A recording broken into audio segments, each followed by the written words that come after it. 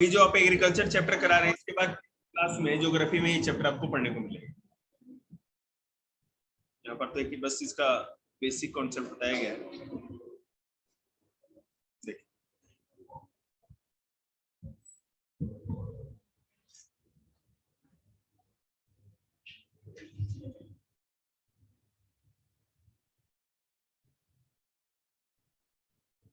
देखो,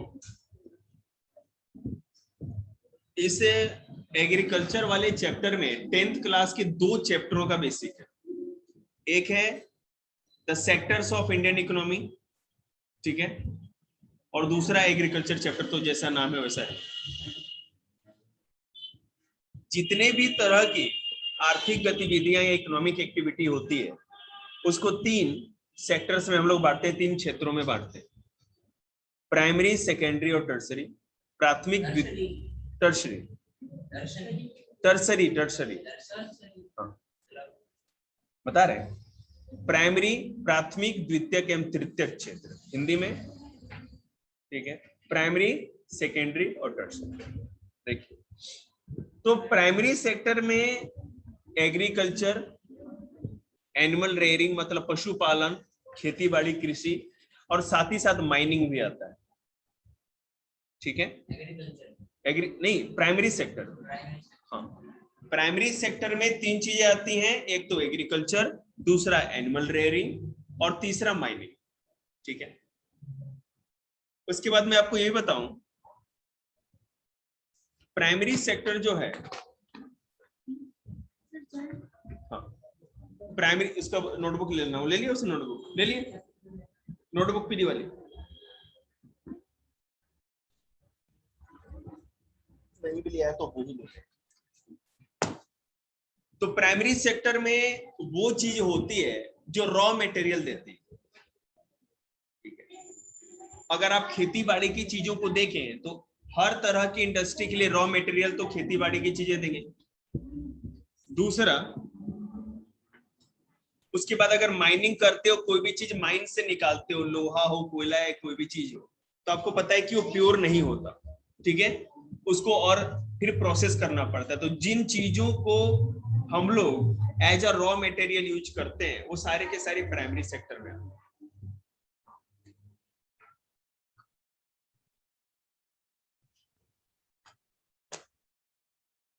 उसके बाद देखिएगा,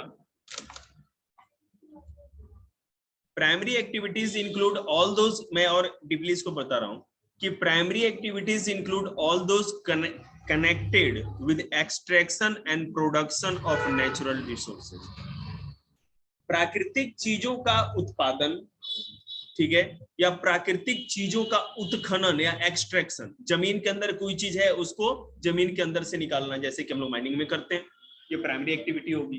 दूसरा की प्रोडक्शन, अगर मान लो कि जानवर पालोगे तो मिल्क मिलेगा, खेती करेंगे अगर हम लोग तो अनाज मिलेगा, ये प्रोडक्शन होगा, ठीक है। तो इस तरह की चीजों के लिए जो भी हम क्रियाकलाप करते हैं, पता है, इसको हम लोग प्राइमरी एक्टिविटीज कहेंगे और ये प्राइमरी सेक्टर में आता है। प्राथमिक क्षेत्र वो होता है जिसमें खेती बाड़ी का काम, पशुपालन का काम और खनन का काम किया जाता है। चिंता ना करो, हलाहल विष पियो, गले में रखना। तुमसे सुन ले, उनके बदले तुमसे सुन ले, चल अच्छे बच्चे।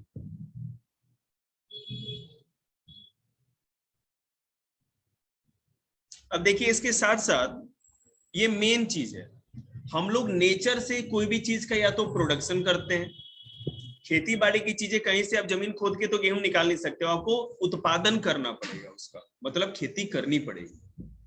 और कुछ चीजें जो पहले से जमीन के अंदर है, जैसे जो भी माइनिंग करके निकालते हैं, खनन करके, उन चीजों को जमीन के अंदर है तो किसी काम का नहीं है, उसको हम जमीन से बाहर निकालते हैं, माइनिंग करते हैं और फिर प्रोसेस करके अपने यूज में लेकर के आते हैं, ठीक है।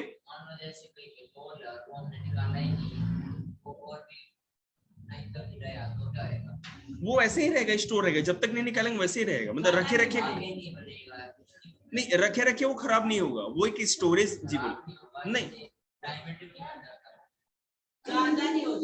मैं आपको बताता हूँ, सॉल्यूशन है तो गार्बेज में क्वेश्चन बोलो कौन सा दिखाओ।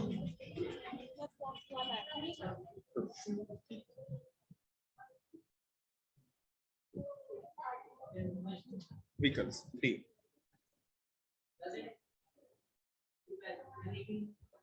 अरे तुम्हारी दीदी चलेगी, तुम बाथरूम कर रहे हो, ये कैसे बैठा रहेगा? तो तुम क्यों रह गया?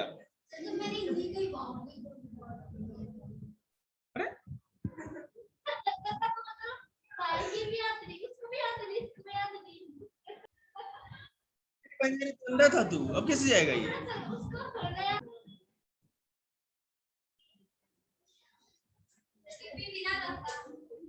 अरे जा ना, खड़ी है, से पागल है रे तू? यहाँ किस लिए बैठा हुआ है? कमाल का आदमी है। तेरी बहन बाहर खड़ी है, तू यहाँ बैठा हुआ है, वो वहां खड़ी है, तू यहाँ बैठा हुआ है। चलो ठीक है, देखो इसके साथ साथ क्या होता है प्राइमरी सेक्टर में, अगर मान लो कि फिशिंग है, गैदरिंग है।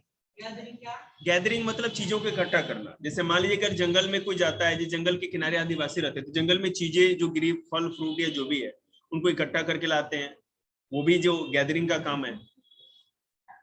ये बीड़ी जो बनती है ना, बीड़ी, ये तेंदू का पत्ता होता है, जंगल में वो पाया जाता है। तो वहां पे जंगल के आदिवासी, आप विश्वास नहीं करेंगे, केवल इस पत्ते को इकट्ठा करके इसी को बेच करके अपना पूरा पेट पाल लेते हैं। कॉस्टली है, समझ रहे हैं ना? और वही जंगल में पाया जाता है, तेंदू का पत्ता होता है।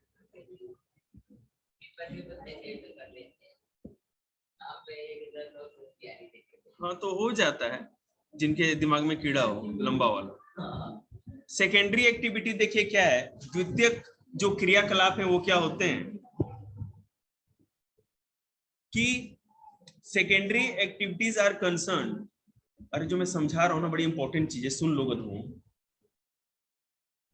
Secondary activities are concern with the processing of these resources. अब मान लीजिए खेती बाड़ी में जो चीजें आपने उपजाई, गेहूं उपजाया, चावल उपजाया आपने, या जो भी चीज, ये तब तक प्राइमरी सेक्टर में रहेगा जब तक इस गेहूं से आप बिस्किट नहीं बना रहे हो। ये चीजें जो भी आप प्रोडक्शन करते हैं जमीन के अंदर से, जैसे माइन करके आप लोहा कोयला निकाल रहे हैं, आप खेतों में उगा रहे हैं किसी भी चीज को, अगर वो फैक्ट्रियों में जाकर के उससे कोई दूसरी चीज बन रही है, तब वो सेकेंडरी सेक्टर में है। जितनी भी फैक्ट्रियों में चीजों का प्रोडक्शन होता है, जैसे मैं जी, वो सेकेंडरी सेक्टर में, क्योंकि प्रोसेस हुआ है, ठीक है ना?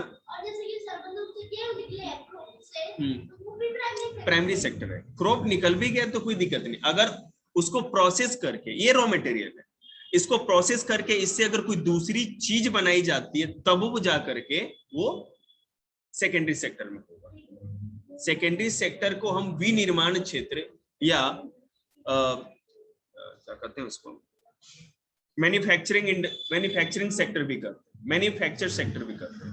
मैन्युफैक्चर विनिर्माण, आपने अगर अनाज उपजाया है तो एक निर्माण तो हो गया। विनिर्माण मतलब उस अनाज से दोबारा किसी चीज का निर्माण करना, विनिर्माण उद्योग कहे जाते हैं, ठीक है? तो इसमें जैसा कि आपको पता है, manufacturing of steel, baking of bread बनाते हैं, weaving of clothes are example of this activity. अगर कोई किसान खेतों में कॉटन उगाता है तो प्राइमरी सेक्टर का काम है वो, लेकिन जैसे ही कॉटन से फैक्ट्री में जाके कपड़े बुने जाते हैं तो सेकेंडरी से, हाँ बिल्कुल, धागे भी बन जाए तो।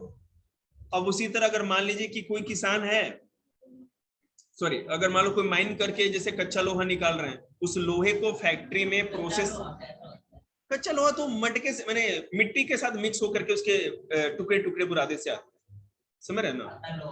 हाँ, टुकड़े टुकड़े में आता है, वो मिक्स रहता है इस तरह से, ठीक है ना? मटरी मतलब मैं आपको क्या बताऊं, मलबे के साथ आप कर सकते हो, क्योंकि ज्यादा गहराई पर, बहुत ज्यादा गहराई पे नहीं होता, ठीक है ना? मतलब मड के साथ, कीचड़ के साथ कम ही मिलता है, इस तरह मिलता है। उसका बहुत तरह अलग अलग प्रोसेस है साफ करने का। तो अब मान लीजिए जैसे गेहूं है, मैंने बिस्किट बोला या ब्रेड बन गया, तो उस गेहूं के आटे से ब्रेड या बिस्किट बन गया तो मैन्युफैक्चरिंग हो गया, मतलब कि सेकेंडरी सेक्टर का काम हो गया। जिस भी बच्चे को नहीं समझ में पूछ लीजिए, मैं फिर से समझा। प्राइमरी, सेकेंडरी और टर्शियरी समझ गए ना? तो 10वीं क्लास से लेकर के इस चैप्टर का भी काम हो गया। मेन चीज है ये, टर्सरी बता रहे हैं आपको। ये दो सेक्टर समझ में आएगा। टर्सरी, टर्सरी, थर्सरी क्या है बोलेंगे।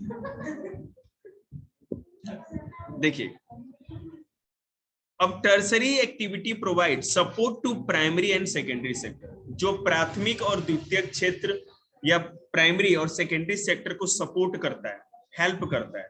अब देखो मैं आपको बताता हूँ, अगर मान लीजिए कि खेती बाड़ी में, एग्रीकल्चर में प्रोडक्शन को बढ़ाना, उत्पादन को बढ़ाना हो, हाइब्रिड बीज जो रिसर्च होता है, वैज्ञानिक रिसर्च करते हैं, है ना। तो जो साइंटिस्ट या वैज्ञानिक लोग रिसर्च करते हैं कि खेती बाड़ी की अलग अलग तरह की तकनीकों के ऊपर, टेक्नोलॉजी के ऊपर, बिल्कुल, पेस्टिसाइड हो गया, फर्टिलाइजर है, हाइब्रिड बीजेस है ना, इन सब चीजों पे। तो वो जो काम जहां होता है, बीज बनाना नहीं, बीजों को के लिए रिसर्च करना, उसका आविष्कार करना, ठीक है, जो साइंटिस्ट इस तरह का काम करते हैं। उसके बाद जी, हाँ, तो वो जो इन्वेंशन जिस आदमी ने किया है ना, वो टर्सरी सेक्टर का आदमी है, साइंटिस्ट या वैज्ञानिक, इंजीनियर, जिसने नहीं, वो सामान क्योंकि बेटा फैक्ट्री में बनेगा, और जो फैक्ट्री में प्रोसेस होता है उसको हम लोग क्या कहते हैं, मैन्युफैक्चरिंग। हाँ, टर्सरी मतलब पता है, सर्विस सेक्टर, जो सर्विस केवल देते हैं, कोई सामान कुछ बेचते खरीदते नहीं, केवल सर्विस देते हैं। हाँ, जैसे बैंकिंग हो गया, टीचिंग हो गया, मेडिकल साइंस हो गया, इस तरह की जो भी सारी चीजें टर्सरी, सारी की सारी टर्सरी। Insurance sector. बारिश हो रही है? हाँ बेटा बोलो। हो गया। तो बेटा अब इसका टेस्ट बनाओ, रन कर, लाउड, बिल्कुल सच आपने कहा। कुछ जैसे मैं आपको बता रहा हूँ बेटे, यहाँ पे कंझावला में कुछ जगह हैं, अच्छा नहीं लगा। हम लोग की तरफ ब्राह्मण भी बोलते हैं भाई, हम लोग के बिहार में जाट लोग नहीं होते ना।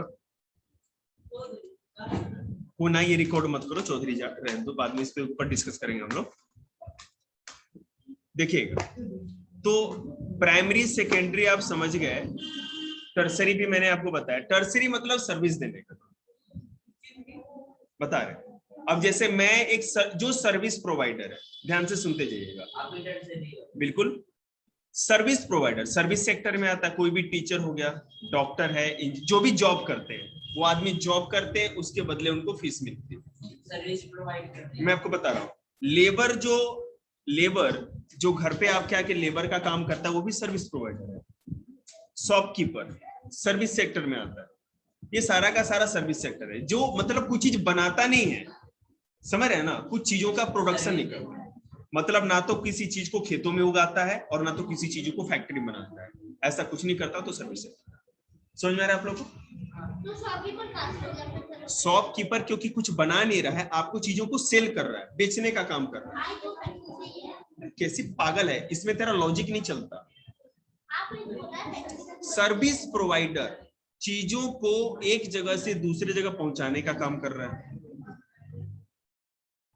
बड़े फालतू के इसके है ना क्वेश्चन।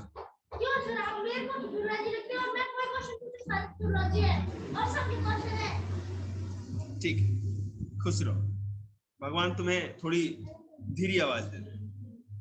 अगला, उसके बाद ट्रांसपोर्ट सेक्टर जो पूरा है वो सर्विस सेक्टर में आता है, क्योंकि भी सर्विस प्रोवाइडर है, ठीक है।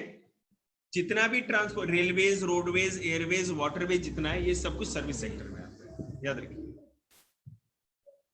Transport, trade, banking, insurance, advertising, ये सारा का सारा टर्सरी सेक्टर है, तृतीयक क्षेत्र में आता है। आगे देखिएगा, अब हम लोग ये जो तीन चीजें जो फर्स्ट पैराग्राफ पे था, इसी चीज को बच्चे मिस कर देते हैं, ये सबसे इंपॉर्टेंट है इस चैप्टर। एग्रीकल्चर के बारे में तो आप जानते हैं। The word agriculture is derived from Latin word ager, और agri means soil and culture means cultivation. Latin कहाँ की लैंग्वेज है पता आप लोग को? इटली की। इटली में एक नहीं कहते इटालियन लैंग्वेज, इटालियन लैंग्वेज नहीं होती, लैटिन होता है उनका जो लैंग्वेज। नहीं, इटालियन बोलते हैं हम लोग, जैसे नहीं कहते इंडियन लैंग्वेज। इंडियन लैंग्वेज तो इंडिया की लैंग्वेज क्या, हिंदी तो बोलते हैं ना मोस्टली। अभी आप हरियाणवी बोल रहे थे, हिंदी बोल रहे हैं ना? तो मेरे कहने का मतलब ये है कि इटली की लैंग्वेज लैटिन है। लैटिन में एगर या एग्री का मतलब होता है मिट्टी या सॉयल, और कल्चर का मतलब होता है जो भी कल्टीवेशन या खेती बाड़ी का काम, इसी से एग्रीकल्चर में है। ठीक है, जैसे ये उसमें हिंदी आना चाहिए, तेलुगु वगैरह, हरियाणवी क्यों नहीं आती? आप करो क्रांति, कटवा लो सर अपना जी। ये चैप्टर है नोटबुक में कर रखा है और आप सुन लियो, मैं याद कर दूंगा। याद कर रहे हो अभी आप? कर तो सुन लोगे ना? हाँ ठीक है। और हाँ। बेटे अब लिखना स्टार्ट कर दे चिकी। भीष्म पितामह भी आएंगे ना तो बिना लिखे तुम नहीं जाओगे, ये बात तो पक्की रही। क्लियर है ना? लिखना स्टार्ट।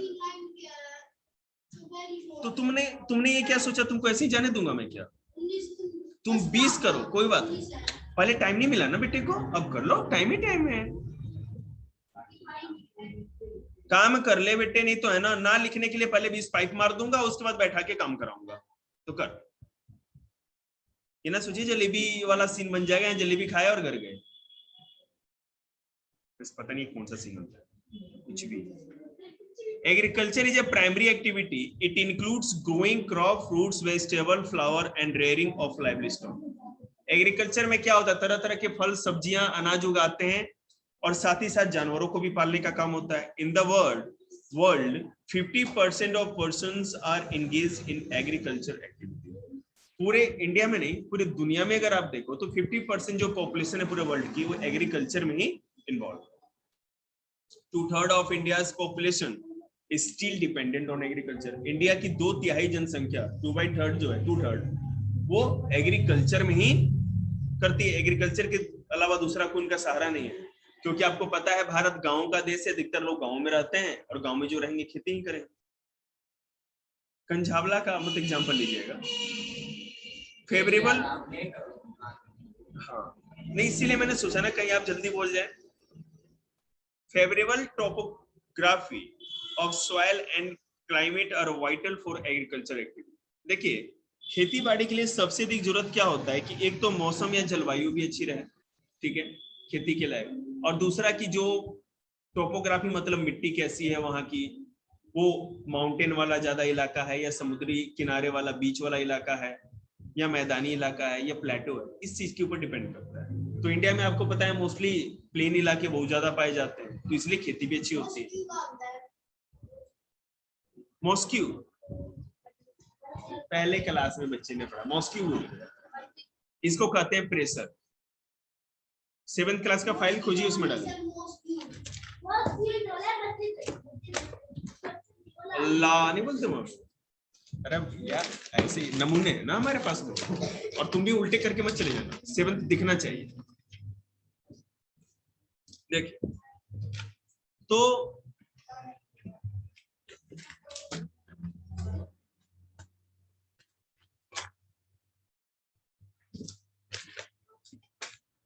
इंडिया, जैसे मैं आपको बताऊं पूरे वर्ल्ड में हर जगह के बारे में बताऊं, पहले मैं यूरोप से स्टार्ट करता हूं, चिंता ना करो बोलेंगे। यूरोप में डेन्यूब नदी जो है वो 4-5 देशों से होके बहती है। यूरोप की सबसे बड़ी नदी है, यूरोप की गंगा भी इसको कहते हैं। तो उस नदी के किनारे यूरोप की गंगा मतलब एक उपनाम दिया गया है, टाइटल उसको मिला है। जैसे दक्षिण भारत की गंगा तो गंगा ही है, दक्षिण भारत की गंगा पता है किसको कहते हैं?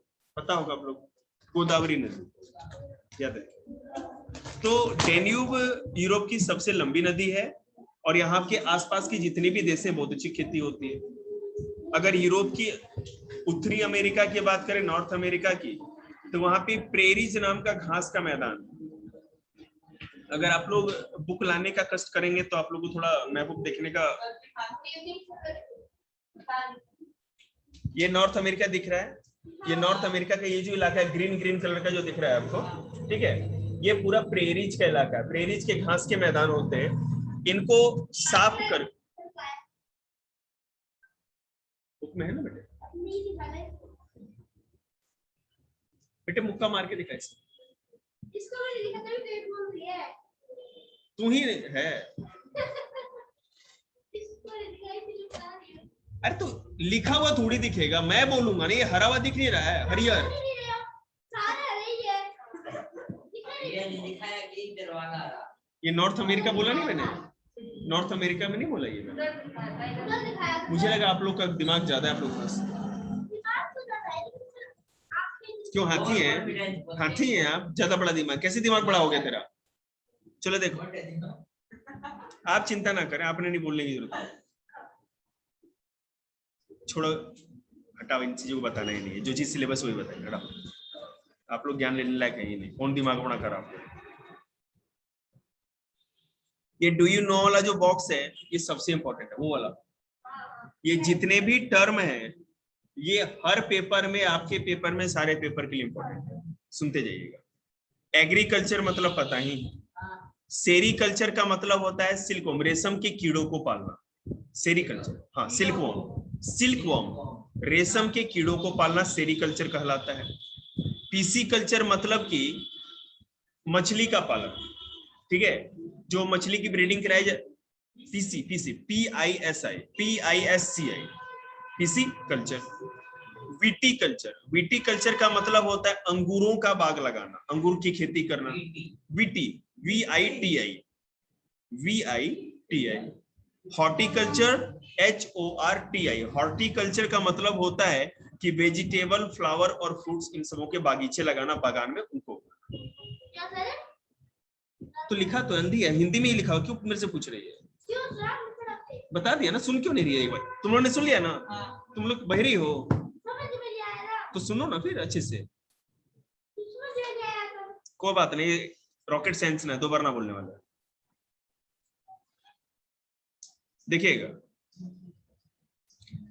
फार्म सिस्टम क्या होता है। फार्म सिस्टम का मतलब होता है कि जैसे यहाँ इंडिया में तो वैसे भी कम ही है, इंडिया में तो ऐसा नहीं है, इंडिया में मोस्टली आपको कॉफी या चाय के जो बागान लगाए जाते हैं उसी को फार्म कहा जाता है। साथ ही साथ जो फ्रूट्स होते हैं, जैसे मैं आपको बताऊं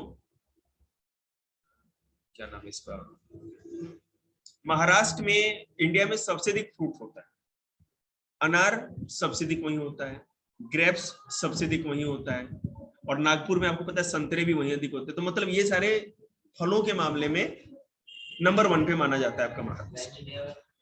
वेजिटेबल तो ऐसा कुछ नहीं है, बहुत सारे स्टेट में है, अलग अलग स्टेट्स में, लेकिन पोटैटो का मैं बता सकता हूँ कि पोटैटो में उत्तर प्रदेश नंबर, हाँ कि तो उगाओगे सड़कों पे, खेत भी तो उतने होने चाहिए ना, दिल्ली तो कमी छोटी जगह है ना भाई, जहां ज्यादा खेत होंगे, ज्यादा जहां खेती होती वहीं तो उत्पादन ज्यादा। देखिए मेरे दोस्त है वो अपने घर पे थोड़ा सा, अरे तो वो ऑर्गेनिक टाइप का उगाते हैं ना अपने खाने के लिए, बिना वो केमिकल कम डालते हैं, अच्छी बात है। उसको किचन, हम लोग क्या कहते हैं, किचन गार्डन कहते हैं, किचन गार्डन जैसा बना लेते हैं। अरे जिनके पास मान लो 100 गज का या 50,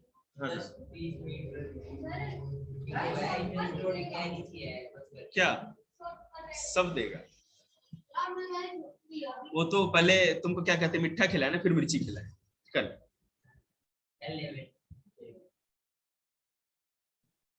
अपना उल्टा काम। देखिएगा तो खेती बाड़ी के लिए आपको इनपुट्स लगाने पड़ेंगे, आपको इन्वेस्ट करना पड़ेगा, जैसे बीज के लिए, फसल के लिए, हर चीज के लिए मान लो लेबर लगेगा, आपको मशीनरी का यूज होगा, सीड का होगा, केमिकल्स लगाएंगे, उसके बाद क्रॉप उगेगा, ये सारे काम करने पड़ेंगे आपको, ठीक है। क्रॉप उगने के बाद आपको क्या करना पड़ेगा, उसको स्टोरेज करना पड़ेगा, मशीनरी की जरूरत होगी, मैंने इन सब चीजों की जरूरत है। टाइप्स ऑफ फार्मिंग बहुत इंपॉर्टेंट है।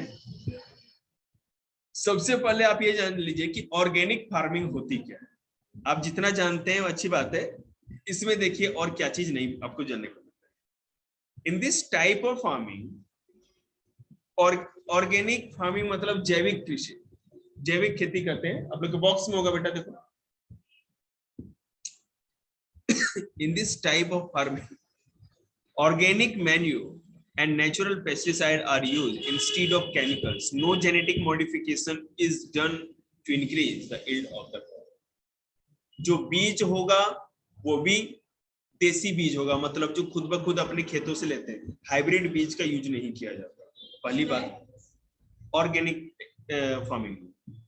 दूसरा, किसी भी तरह का केमिकल खाद या जो रासायनिक खाद होते हैं, केमिकल फर्टिलाइजर या पेस्टिसाइड या कीटकनाशी जो भी होते हैं केमिकल वाले, वो यूज नहीं किया जाता। नीम जो होता है ना, नीम के तेल से ही जो भी पेस्टिसाइड नेचुरल बना सकते हैं वो यूज किया जाता है। और खाद के लिए गोबर की खाद या जो भी कंपोस्ट होता है, आपको पता, वो यूज किया जाता है। और जैसा कि आप लोग को बताया था, इंडिया का एकमात्र स्टेट है जिसको ऑर्गेनिक स्टेट हमने कहा है, जो गवर्नमेंट ने उसको सर्टिफिकेट दे रखा है। याद है आप लोग को?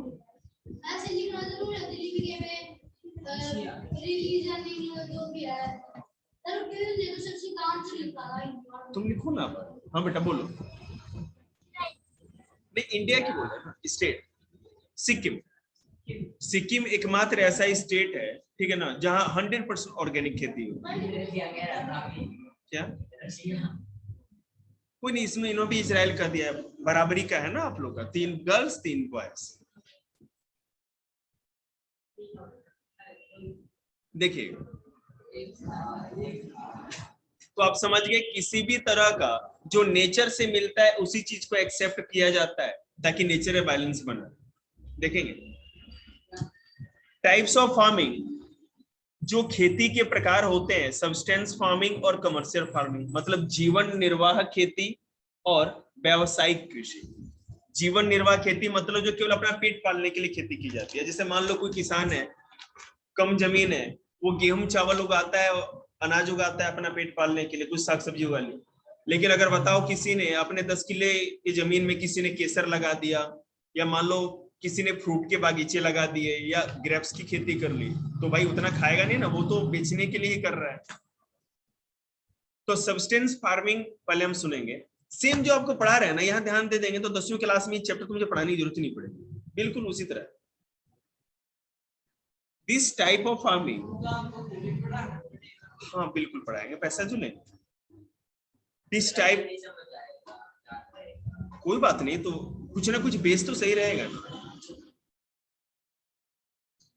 देखिए मैं आपको बताता हूँ, पढ़ने का बस ये तरीका है, जो कॉन्सेप्ट होते हैं ना वो हम समझते हैं, फैक्ट्स तो देखो कोई भी भूल जाता है। आपको कॉन्सेप्ट बस समझ लो और याद रखो, और कोई दिक्कत नहीं है। कॉन्सेप्ट नहीं भूलोगे, अगर आपकी रुचि नहीं है ना तब तो प्रॉब्लम है।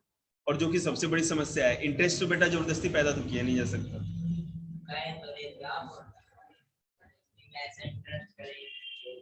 हाँ करना चाहिए, मैं तो प्रयास करता हूँ, लेकिन वही बात है ना कि एक हाथ से ताली नहीं बजा सकते, वो बात अलग है। हाँ, ताली जैसे किसी के टांट पे मार दे तो बच जाएगी बिना दूसरे हाथ के।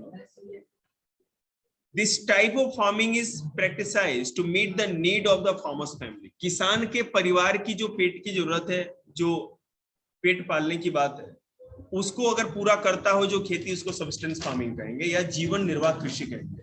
8वीं की बुक मिल गई सर आपको? एसएसटी मिली है? Traditionally, low levels of technology, उसको दे दो। उदित भैया के बगल में बैठ जाओ, व्हाइट शर्ट वाले भैया के बगल में बैठ जाओ। उदित बेटा सुन लेना एक बार जरा भाई से, धीरे धीरे आवाज में।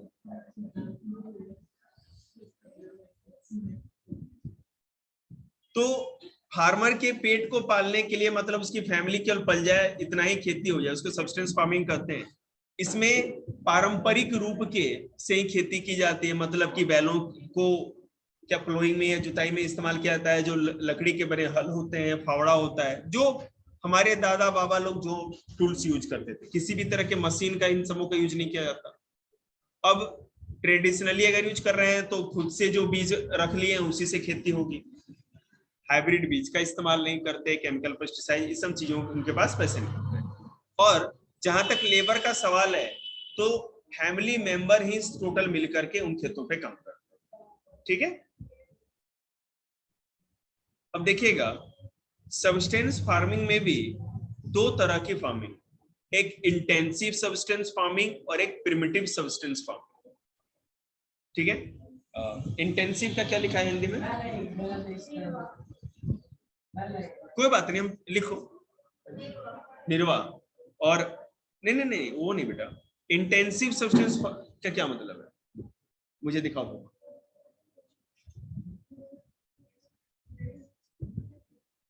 गहन निर्वाह कृषि और दूसरा क्या है?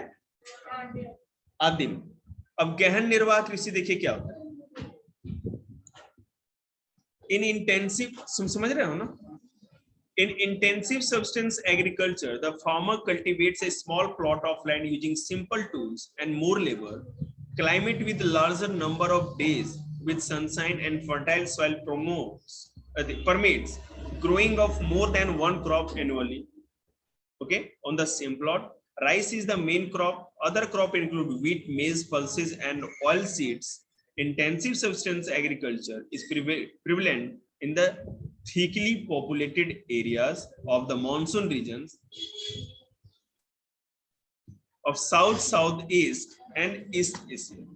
देखिए क्या, इंटेंसिव सब्सटेंस फार्मिंग का मतलब है कि पेट पालने के लिए तो खेती होती है, लेकिन गहन खेती का मतलब ये हुआ कि एक ही प्लॉट पे एक से ज्यादा फसल, मतलब कभी भी जमीन खाली नहीं मिलेगी। गेहूं काटे तो तुरंत कोई सब्जी या कुछ भी लगा दो, फिर वो हटा, फिर चावल की खेती कर दो, मतलब सालों भर उस पर कोई ना कोई अनाज उगाते रहते हैं। एक बात तो ये, और जो सब्सटेंस फार्मिंग का जो प्रॉपर्टी था वही आप यूज कर सकते हैं, मतलब कि वही टूल्स लगाए जाएंगे, ज्यादा से ज्यादा लोग इन्वॉल्व होंगे, मशीन कम लगाया जाएगा, ठीक है। और इसमें फूड ग्रेन की खेती की जाती है, खाद्यान्न का ज्यादा से ज्यादा खेती किया जाता है। और वो किस तरह से, गेहूं चावल मेन होता है, और उसके साथ गेहूं, मक्का, इन सब चीजों की खेती की जाती है। आज यहीं तक रखेंगे, जिनका टेस्ट नहीं हुआ दे दीजिए और घर जाइए। जिसका आ बेटे इधर, हेलो।